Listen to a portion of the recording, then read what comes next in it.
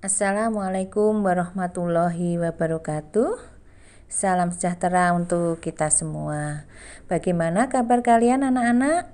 Ibu doakan semoga kalian senantiasa dalam keadaan sehat walafiat.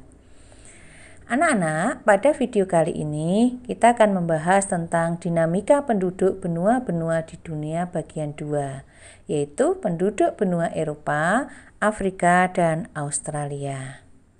Tapi sebelumnya, bagi yang belum subscribe, jangan lupa untuk klik subscribe-nya ya, dan juga tombol loncengnya, supaya kalian mendapatkan pemberitahuan bila video-video terbaru dari saya di-upload anak-anak.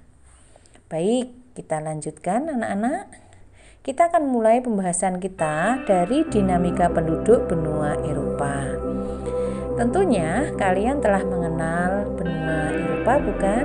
Karena pada awal pertemuan kita sudah membahas tentang kondisi alam dan letak wilayah benua Eropa. Nah, pada bagian ini kita akan membahas tentang penduduknya anak-anak. Benua Eropa merupakan benua yang maju. Apakah kemajuan Eropa akan mempengaruhi dinamika penduduk? Nah, pada bagian ini kita akan mengupas tentang dinamika penduduk benua Eropa ditinjau dari jumlah, pertumbuhan penduduk, kepadatan penduduk, etnis atau suku bangsa atau ras, bahasa, dan agama, juga komposisi penduduknya anak-anak. Mari kita mulai pembahasan tentang penduduk Eropa. Kita mulai dari jumlah dan pertumbuhan penduduknya anak-anak. Pada tahun 2015, jumlah penduduk benua Eropa mencapai 742 juta jiwa dengan laju pertumbuhan penduduk sangat rendah karena kurang dari 1% anak-anak, yaitu hanya 0,2% per tahun. Bahkan di beberapa negara itu menunjukkan pertumbuhan yang minus. Angka kelahiran hanya 11 jiwa per 1000 penduduk. Begitu juga dengan angka kematiannya juga sama. 11 kematian tiap 1000 penduduk. Artinya bahwa setiap 1000 penduduk terdapat bayi yang lahir 11 jiwa dan yang meninggal ada 11 jiwa. Rendah sekali bukan anak-anak, baik kelahiran maupun kematiannya. Mengapa pertumbuhan penduduk di Eropa rendah?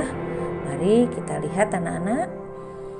Yang pertama, disebabkan tingginya biaya hidup negara-negara Eropa sehingga banyak keluarga yang membatasi kelahiran untuk menekan jumlah pengeluaran keluarga. Para pemuda cenderung menunda masa nikah dan lebih mementingkan karir dan pekerjaannya anak-anak. Yang ketiga, gaya hidup yang bebas dan liberal mendorong masyarakat meninggalkan fungsi-fungsi keluarga dan hanya mengejar kesenangan-kesenangan tanpa harus memiliki anak. Jadi di Eropa itu gaya hidup bebas tanpa ikatan pernikahan itu sudah hal yang biasa anak-anak. Mereka meninggalkan fungsi-fungsi keluarga seperti fungsi reproduksi, yaitu bagaimana keluarga meneruskan keturunan dengan memiliki anak. Fungsi sosialisasi, bagaimana keluarga mengajarkan anak untuk bersosialisasi dengan masyarakat sekitar. Dan fungsi ekonomi, yaitu bagaimana keluarga untuk memenuhi kebutuhannya, serta juga fungsi pemberian kasih sayang kepada keluarga. Nah, itu contoh fungsi-fungsi keluarga yang mulai ditinggalkan anak-anak. Yang keempat, meningkatnya teknologi kedokteran sehingga mampu untuk mencegah kehamilan yang tidak diinginkan. Nah, kita lihat persebaran penduduk di Eropa anak-anak. Konsentrasi penduduk berada di Eropa Utara yang berwarna merah ini, Eropa Selatan yang berwarna ungu ini, dan Eropa Barat yang berwarna kuning ini anak-anak. Itu adalah daerah konsentrasi penduduk di Eropa. Konsentrasi penduduk tampak pada kota-kota besar dan sekitarnya seperti Amsterdam, Brussels, London, Madrid, dan Warsawa. Coba kalian temukan di mana lokasi kota-kota tersebut pada peta anak-anak. Kita akan melihat tentang ras di benua Eropa. Yang pertama, bangsa Nordik dengan ciri fisik rambut pirang, mata biru, tengkorak panjang, dan muka sempit. Mereka banyak tinggal di Eropa Barat dan Eropa Utara, yaitu Norwegia, Inggris, Denmark, Belanda, Swedia, Belgia, dan Jerman bagian utara. Yang kedua, bangsa Alpen dengan ciri rambut hitam, mata hitam, tengkorak lebar, dan tidak terlalu tinggi orangnya. Suku bangsa ini banyak terdapat di Eropa Tengah dan Eropa Selatan, yaitu Prancis, Swiss, Polandia, Austria, dan Jerman bagian selatan anak-anak. Berikutnya yang ketiga, bangsa Mediteran dengan ciri fisik memiliki rambut hitam, mata hitam, badan dan tengkorak menyerupai bangsa Nordik. Terdapat di kawasan Eropa Selatan yaitu Yunani, Italia, Portugis, dan Spanyol. Yang keempat, bangsa Slavia dengan ciri fisik menyerupai bangsa Alpen. Mereka banyak tinggal di Eropa Timur yaitu Kroasia, Bulgaria, Serbia, Montenegro, Ceko, Rusia, Ukraina, dan Slovakia. Dan bangsa yang kelima adalah bangsa Dinaric. Memiliki ciri rambut gelap dan banyak terdapat di negara Rumania anak-anak. Kita lanjutkan yang berikutnya, komposisi penduduk di Eropa. Sebesar 16% kurang dari 15 tahun usianya anak-anak. Jadi penduduk usia 0 sampai 15 tahun itu ada 16%. 17% penduduknya berusia 65 tahun atau lebih. Ini berarti 33% penduduk Eropa termasuk kategori tidak produktif anak-anak. Maaf, sebesar 67% penduduknya berusia antara 15 tahun sampai 65 tahun dan termasuk penduduk kelompok produktif. Jadi kalau kita lihat di sana komposisi penduduknya 67% adalah golongan usia produktif anak-anak. Baik, kita lanjutkan. Kualitas penduduknya. Kualitas sangat tinggi, yaitu ada di negara Inggris, Jerman, Perancis, dan Spanyol. Kualitas tinggi terdapat di negara Ukraina, Rumania, dan Bulgaria anak-anak. Nah, itu negara dengan kualitas sangat tinggi dan kualitas tinggi. Kita lanjutkan ya anak-anak. Kita akan melihat tentang agama. Agama yang ada di Eropa, kita akan melihat dari urutan terbanyak. Yang pertama paling banyak adalah Katolik Roma, tersebar di Perancis, Spanyol, Portugal, Italia, Irlandia, Belgia, Jerman bagian selatan, dan Polandia. Yang kedua, Kristen Protestan sebagian besar berada di negara-negara Eropa Utara dan Eropa Tengah seperti Inggris, Skotlandia, Jerman bagian utara, Belanda, dan negara-negara Skandinavia anak-anak. Yang ketiga, Kristen Ortodoks yang umumnya tinggal di Rusia, Ukraina, Belarusia, Yunani, Bulgaria, Rumania, serta Serbia dan Montenegro. Baik anak-anak, bahasa internasionalnya adalah bahasa Inggris. Bahkan bahasa Inggris juga banyak digunakan di negara-negara lain di benua selain Eropa anak-anak. Bahasa lainnya adalah bahasa Rusia, Spanyol, Portugis, Prancis, dan Belanda. Karya seni masyarakat Eropa telah lama berkembang sejak zaman prasejarah dalam bentuk lukisan gua dan lukisan batu. Nah, kita ketahui Eropa adalah benua termaju anak-anak. Penjelajahan samudra itu dilakukan oleh orang-orang Eropa, sehingga bisa sampai di berbagai penjuru di dunia ini anak-anak. Baik, kita akan lanjutkan. Menarik bukan anak-anak? Kita lanjutkan yang kedua, dinamika penduduk benua Afrika. Kita mulai dari jumlah dan pertumbuhan penduduknya. Pada tahun 2015, jumlah penduduk Afrika mencapai 1.171 juta jiwa. Dengan laju pertumbuhan penduduk sangat tinggi, yaitu 2,5% per tahun anak-anak. Bandingkan dengan pertumbuhan penduduk yang ada di Eropa anak-anak. Kalau di Eropa 0,2%. Angka kelahiran di Afrika mencapai angka 36 tiap 1.000 penduduk. Artinya setiap 1.000 orang penduduk terdapat kelahiran 36 orang. Angka kematian penduduk Afrika juga besar, yaitu mencapai 10 jiwa setiap 1.000 penduduk. Mengapa pertumbuhan penduduk di Afrika tinggi? Kita lihat penyebabnya. Yang pertama, sistem keluarga yang kuat dan tidak adanya program pembatasan anak atau keluarga berencana di negara-negara Afrika. Beda dengan Indonesia ya anak-anak, kalau Indonesia ada program KB.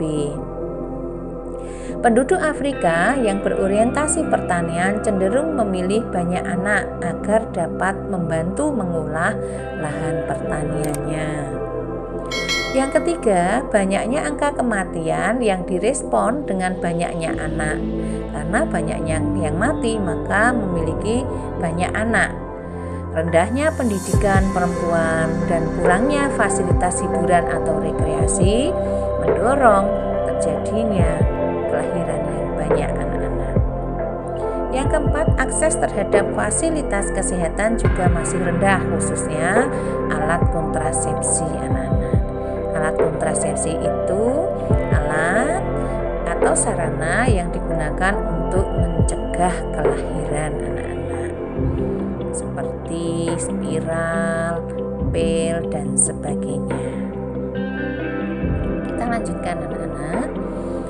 Berikutnya persebaran penduduk di Afrika. Sebaran penduduk benua Afrika tidak merata. Wilayah tertentu hampir tidak berpenghuni, yaitu di wilayah gurun. Wilayah dengan kepadatan tinggi terdapat di bagian utara Afrika Utara, sebagian Afrika Barat, bagian timur Afrika Selatan, dan sepanjang lembah Sungai Nil dan seterusnya. Nah, video di samping ini adalah contoh negara Afrika Selatan yang padat penduduknya anak-anak. Wilayah dengan kepadatan rendah terdapat di Gurun Sahara dan bagian tengah Afrika. Pertumbuhan penduduk di Afrika tinggi namun penduduk jarang. Mengapa anak-anak? Yang lahir banyak harusnya jumlah penduduknya banyak. Tapi mengapa di Afrika yang lahir banyak tapi kok penduduknya sedikit? Mari kita lihat sebabnya. Yang pertama merupakan daerah perbudakan, sehingga karena daerah perbudakan banyak orang-orang yang dari Afrika yang dibawa ke luar daerah, ke luar negara sebagai budak, misalnya ke Amerika, ke Eropa, dan sebagainya. Adanya perang antar suku. Perang antar suku menyebabkan banyaknya kematian anak-anak. Bahaya kelaparan bila musim kemarau. Sehingga kita ketahui di Afrika itu daerahnya kering, sebagian besar adalah gurun. Iklim kering dan banyak penyakit menular. Nah, itu penyebabnya anak-anak mengapa jumlah penduduk jarang. Yang ketiga adalah ras di Afrika. Terdiri dari ras Negroid, mendiami sebelah selatan Gurun Sahara dan merupakan penduduk mayoritas. Ras Negro ini terdiri dari suku bangsa Masai, Kikuyu, Zulu, Sudan, dan Bantu. Ras Kaukasoid dari keturunan Arab yang mendiami Afrika Utara. Ras ini terdapat di sepanjang pantai Laut Tengah dan terdiri dari suku Semit dan Hamid. Ras Kaukasoid dari keturunan Eropa dengan kulit putih. Keturunan Eropa ini jumlahnya sedikit anak-anak dan banyak tinggal di Afrika Selatan. Suku pribumi merupakan penduduk asli yang banyak tinggal di daerah-daerah pedalaman. Suku pribumi terdiri atas suku Pygmy di hutan Kongo, suku Bushman di Gurun Kalahari, dan suku Hottentot di Afrika Selatan. Nah, kita lihat kualitas penduduknya anak-anak. Kualitas penduduk Afrika umumnya relatif rendah. Mengapa anak-anak?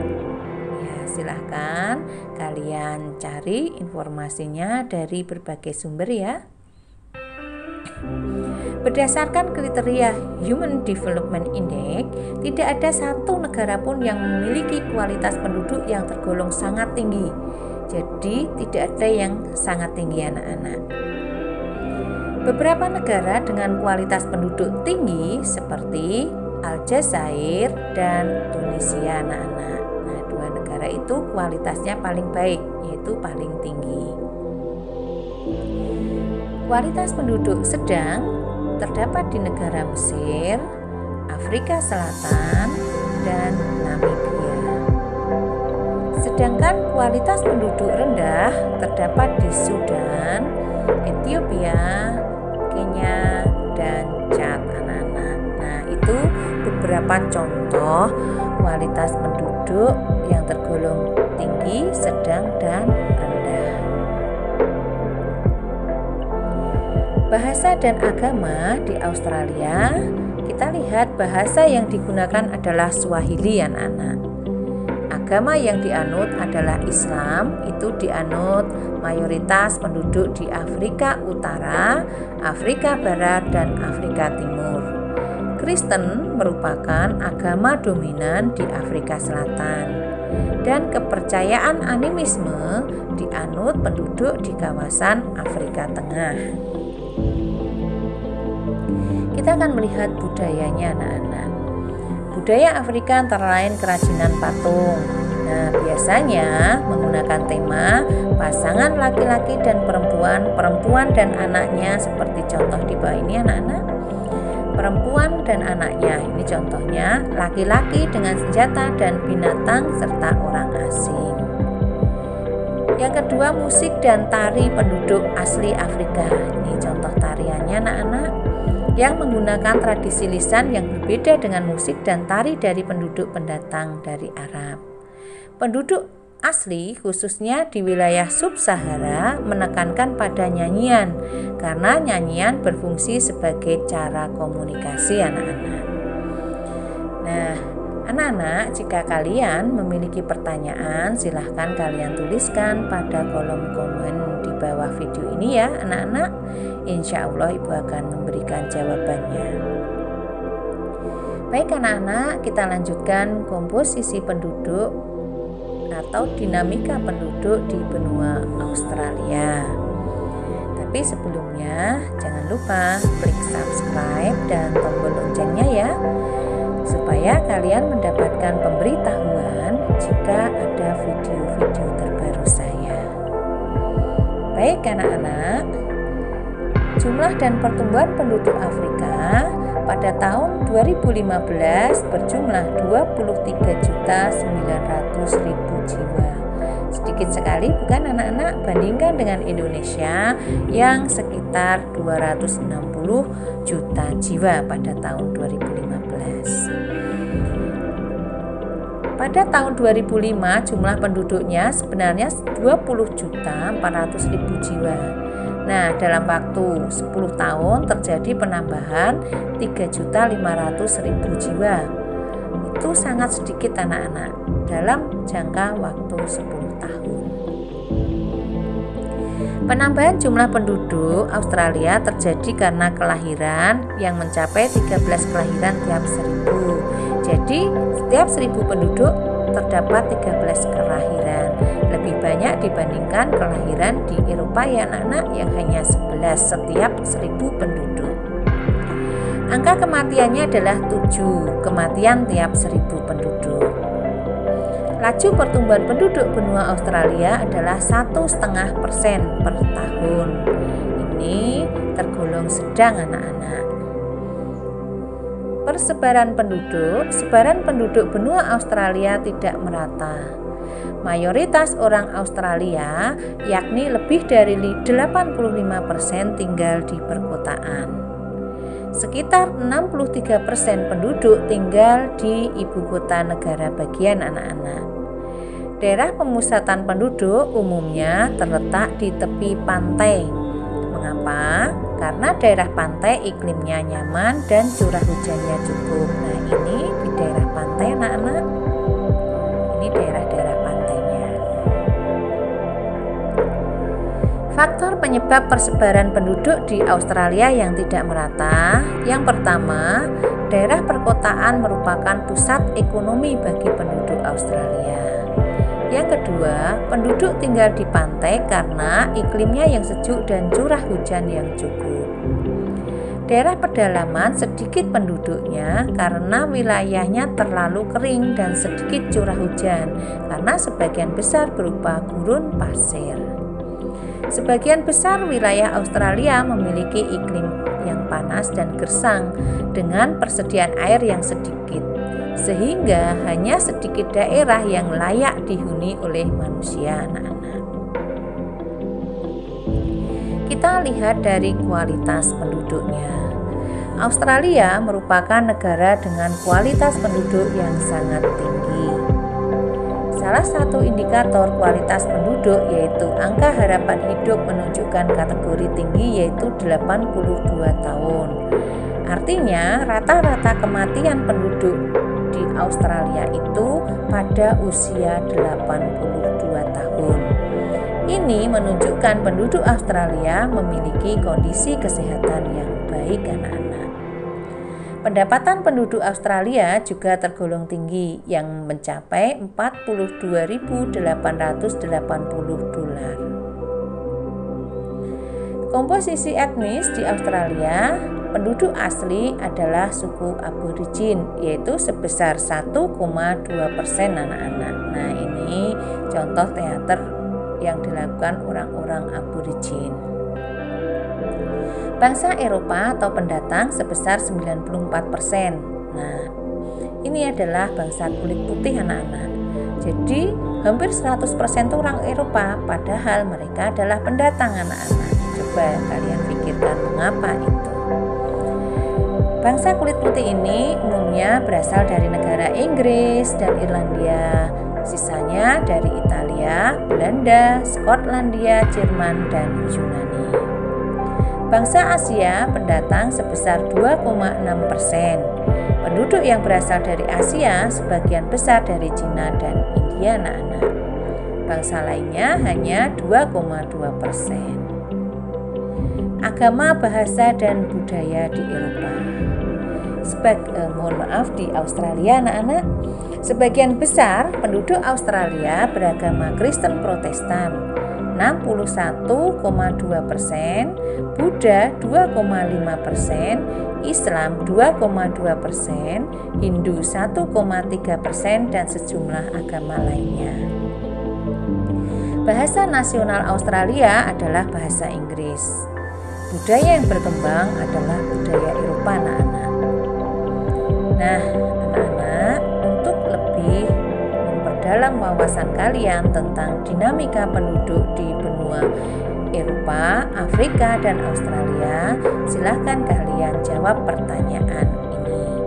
Kalian bisa berdiskusi dengan teman kalian secara online, dengan orang tua kalian atau saudara kalian yang mendampingi, atau bisa berkonsultasi dengan bapak ibu guru kalian.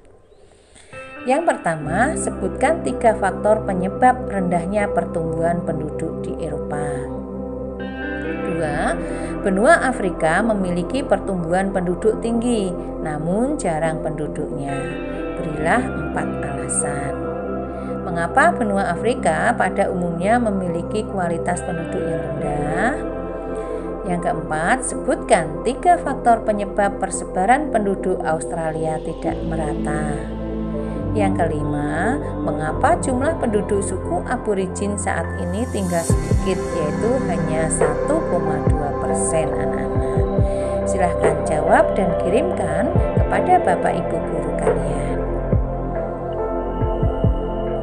Video berikutnya kita akan membahas tentang pengaruh perubahan ruang dan interaksi antar ruang di benua Asia dan benua lainnya, anak-anak. Temukan video lainnya di Titik Agung Family Channel, channel yang berfokus pada pembelajaran untuk siswa, pendidikan referensi guru, dan aktivitas sekolah.